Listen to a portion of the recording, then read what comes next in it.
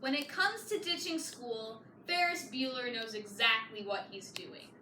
In the screenplay written by John Hughes, just moments after Ferris is left homesick during school, he's up and out of bed with his whole day already mapped out. In this monologue, Ferris explains how to fake being sick properly and efficiently. And now, I present to you my rendition of the opening monologue from the film Ferris Bueller's Day Off.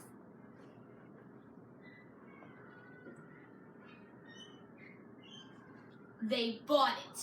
Incredible. One of the worst performances of my career, and they never doubted it for a second. What a beautiful day. Parents always fall for the clammy hands. It's physical evidence of illness. It's a good, non-specific symptom. Parents are generally pretty hip to the fever scams, and to make them work, you have to go 101, 102. You get a nervous mother and you end up in a doctor's office, and that's worse than school. Fake a stomach cramp, and when you're doubled over, moaning and wailing, just lick your palms. It's a little stupid and childish, but then again, so is high school, right? This is my 9th sick day this semester. If I go for 10, I'm probably going to have to barf up a lung, so I absolutely must make this one count. I don't care if you're 55 or 7. Everyone needs a day off every now and then. It's a beautiful day. How can I be expected to handle high school? I do have a test today. That wasn't a joke. That I care about it was. It's on European socialism. I mean, really, what's the point? I'm not European. I don't plan to be European. So who gives a crap if they're socialists? They could be fascist anarchists, and it still wouldn't change the fact that I don't own a car. Not that I condone fascism or any isms. Isms, in my opinion, are not good. A person should not believe in an ism, he should believe in himself. John Lennon said it on his first solo album. I don't believe in Beatles, I just believe in me. Good point there. After all, he was the walrus. I could be the walrus and I'd still have to bum rides off of people. I'm not very political. Let me put that into perspective. My uncle went down to Canada to protest the war, right? On the 4th of July, he was down with my aunt and he got drunk, told my dad he felt guilty and didn't want to fight in Vietnam. So I said, what's the deal, Uncle Jeff? In wartime, you want to be a pacifist, and in peacetime, you want to be a soldier. It took you 20 years to find out you don't believe in anything? Grounded. Just like that. 2 weeks. Be careful when you deal with old hippies. They can be real touchy. My mother was a hippie. She lost it. She got old and she listens to the White Album now. She doesn't hear music, she hears memories. Nostalgia is her favorite drug. It'll probably end up being mine too. I hope not. In 8th grade, I met a friend of mine. His name is Garth Volbeck. He's a serious outsider. Not a bad guy, I like him. I'm probably his only friend. I do what I can for him. I mean, if I was him, I'd appreciate it. Do unto others, right? Anyway, his mom owns a gas station, his father's dead, his sister's kinda wild, which is still up for discussion.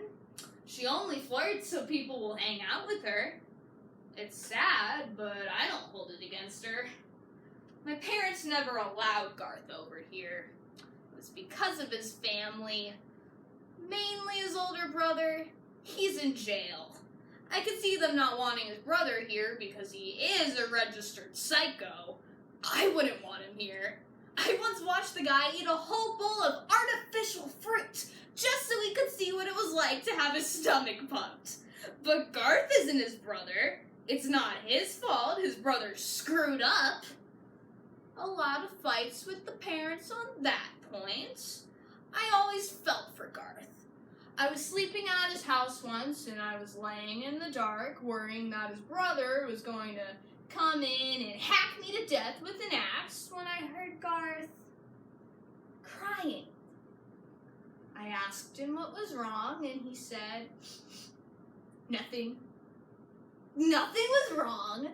There was no specific reason why he was crying. In fact, he wasn't really even aware that he was crying. He just cried himself to sleep every night.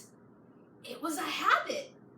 The guy's so conditioned to grief that if he doesn't feel it, he can't sleep. How could you possibly dump on a guy who has to deal with that kind of crap? My parents acknowledged the trudge of the situation, and I'm sure deep down they do feel for him. But still, the guy's banned from our house. Unfortunately, Garth doesn't need his older brother to give him a rep anymore. He's getting one on his own. He's lost. It's over for him. He's 18. Gone from school. Gone from life. His legacy is a gas station. One very serious danger in playing sick is that it's possible to believe your own act. That and boredom. A lot of people ditch and feel great for about an hour, and then they realize there's nothing to do. TV and food. I myself have ditched and got so bored I did homework. Figured that out. You have to plan things out before you take the day off. Otherwise, you get all nervous, worrying about what to do, and all you get is grief. The whole point is to take it easy, cut loose, and enjoy. You blow your day, and at about 3 o'clock, when everybody's out of school, you're going to wish you'd have gone to school just so you could be out having fun. Avoid the misery. Plan your day. Do it right. A guy whose hair's falling out and his stomach's hanging over his belt and everything he eats makes him fart looks at someone like me and he thinks, this kid's young and strong and has a full, rich future ahead of him. What's he got to complain about? That's just one reason why I need a day off every now and then.